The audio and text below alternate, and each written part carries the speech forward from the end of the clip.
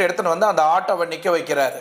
So அந்த auto திருப்பிட்டு வந்து நிற்க வச்ச உடனே அந்த பொண்ணு வந்து ஆட்டோ டிரைவர்கிட்ட உதவி கேட்குறாங்க. இந்த மாதிரி நான் வந்து இந்த பஸ் ஸ்டாப்லேருந்து நான் மாதவரம் போகணும், எனக்கு எந்த பஸ்ஸும் கிடைக்கல, வேறு ஏதாவது ஃபெசிலிட்டி இருக்கா அப்படின்னு தனக்கு தெரிஞ்ச இங்கிலீஷில் பேசி கம்யூனிகேட் பண்ணுறாங்க. நான் அர்ஜென்ட்டாக போகணும் அப்படின்னு. உடனே அந்த டிரைவர்கிட்ட அந்த அட்ரஸையும் காமிக்கிறாங்க. இந்த அட்ரஸ்க்கு தான் நான் போகணும் அப்படின்னு.